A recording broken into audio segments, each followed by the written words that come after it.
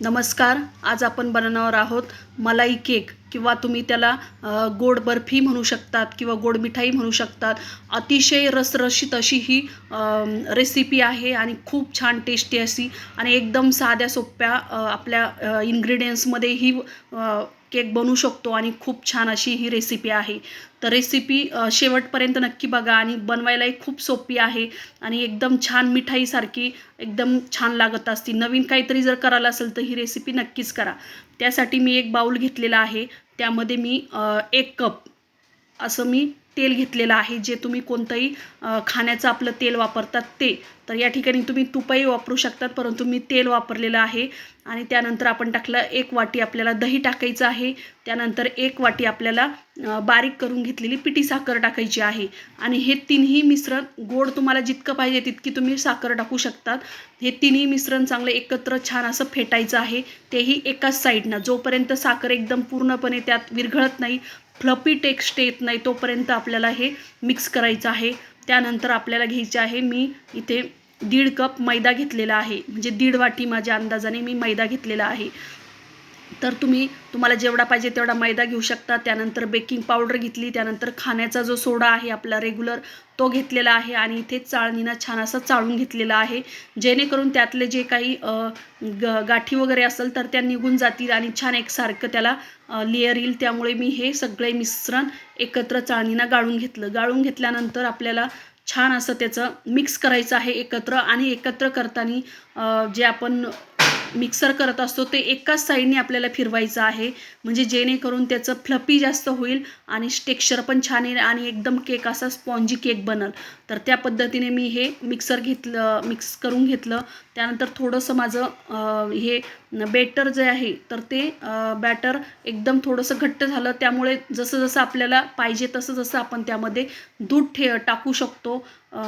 मला जे पाहिजे मी कमीत कमी 1 कप मला दूध वेगळा लागलेला आहे त्या मिश्रणाला. तर जसं वाटेल तसं मी थोडं थोडं टाकून ते फेटत आहे.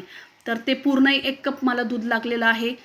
तर अशा पद्धतीने एकदम गोल गोल फिरून मी एकदम फ्लफी टेक्स्चर बनवत आहे ते. आणि एकदम छान ते टेक्स्चर झालेलं आहे. मऊ करायचं आहे, खूप घट्ट आणि खूप पातळ नाही, एकदम असं जेणेकरून वरती घेतल्यानंतर आपोआप खाली जाईल ह्या पद्धतीने असं तुम्ही बनवायचं आहे त्यातलं बेटर जे आहे ते. तर एकदम छान असं माझं फ्लफी झालं होतं. त्यानंतर मी एक कढई घेतली. त्या कढईमध्ये आधीच पाणी तापवायला ठेवलेलं आहे. पाणी तापवल्यानंतर एकदम त्या पाण्याला उकळी येऊन द्यायची आहे. तोपर्यंत आपल्याला इकडे जे बॅटर आहे तर ते बॅटर आपण यामध्ये ओतणार आहोत. तुमच्याकडे स्टीलचा बाऊल असेल तरी चालेल किंवा स्टीलमध्ये किंवा काचेचा बाऊल तुमच्याकडे जे असेल किंवा केकचं जे स्टीन भेटतं ते जरी असलं तरी चालेल. तर माझ्याकडे हे स्टीलचा बाऊल होता. तर त्यामध्येच मी हे सगळे ओतून घेतलेलं आहे बॅटर. तर ते ओतल्यानंतर इकडे कढईला छान असं आपल्याला उकळी आलेली आहे पाण्याला. त्यावरती आपल्याला हे ठेवून द्यायचं आहे. त्यानंतर ह्या प्रोसेसला केक शिजण्यासाठी कमीत कमी 35 ते 40 मिनटं लागतात. एकदम कमी गॅसवरती आपल्याला ते ठेवायचं आहे. त्यानंतर आपल्याला इथे मलाईसाठी तयारी करायची आहे. तर त्यासाठी मी हे पाऊण लिटर दूध घेतलेलं आहे. तर ते आपल्याला छान उकळायचं आहे. त्यामध्ये थोडीशी आपल्याला विलायचीची पावडर टाकायची आहे. त्यानंतर तुम्हाला जितकं गोड पाहिजे तितक्या पद्धतीने तुम्ही साखर टाकू शकता. तर मी 1 वाटी साखर टाकली. त्यानंतर तुमच्याकडे जे इसेन्स असेल ते टाकू शकतात. मी इथे केवडा इसेन्स टाकलेला आहे आणि केवडा जरी असला तरी चालेल, इसेन्स असला तरी चालेल. मग मी इसेन्स टाकला आणि त्याला छान अशी उकळी येऊन दिली.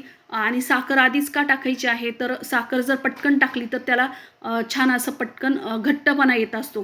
तर माझा इथे केक एकदम छान असं शिजवून झालेला आहे.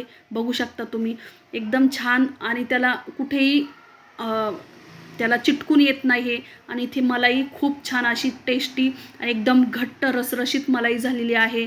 बघू शकता तुम्ही, रबडी म्हणू शकतात त्याला. तर इथे केक झाल्यानंतर मी त्याला छान प्रकारे असे थोडेसे छिद्रे पाडले जेणेकरून आपण जी मलाई केलेली आहे तर ती आतमध्ये जाईल, पूर्णपणे केकला आपल्या मिक्स होईल ती आणि त्याचं खायला टेस्ट छान लागेल.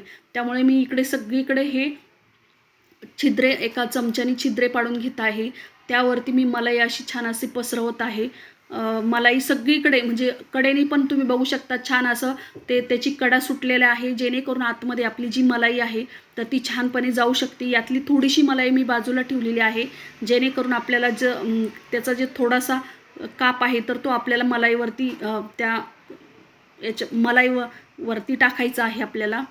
तर अशा पद्धतीने असं पुन्हा परत टाकल्यानंतर आपल्याला टॅप करायचं आहे, जेणेकरून आतमध्ये ती जी मलाई आहे ती जाऊ शकते. तर हे बघा एकदम छान वरतून मलाई टाकलेली आहे. त्यानंतर तुमच्याकडे जर ड्रायफ्रूट्स असेल कोणतेही तर तुम्ही ते ड्रायफ्रूट्स त्यावरती टाकू शकतात. माझ्याकडे पिस्ता होता, बदाम होते, हे 2च काप मी करून त्यावरती टाकून दिलेले आहे. तुमच्याकडे जास्त इन्ग्रेडियंट्स असेल तर तुम्ही टाकू शकतात आणि त्याला छान असं सजवू शकतात. तर त्यानंतर माझा केक खूप छान झाला, इतका फ्लफी झाला, टेस्टी झाला. तर मी त्याचं छान असे त्याचे चौकोन भाग करून घेतले. त्यानंतर एक भाग मी काढला आणि तुम्हाला दाखवते. हे बघा खूप छान असा तो केक झाला. तो केक अलगद उचलून आपल्याला एका बाउलमध्ये मी काढलेला आहे. खूप छान त्याला टेक्स्चर आलेलं आहे आणि खायलाही खूप टेस्टी. तुम्ही ही रेसिपी नक्कीच करून बघा. हे बघू शकता एकदम रसरशीत आणि मलाई पण आहे, त्यामुळे खायला खूप छान लागतात. आणि इतर केकपेक्षा हा केक जरा वेगळा आहे, त्यामुळे तुम्ही नक्कीच तुमचे मुलं खातील. आणि ही रेसिपी नक्कीच करा आणि माझा केक कसा झाला आहे ते कमेंटमध्ये नक्कीच सांगा मला.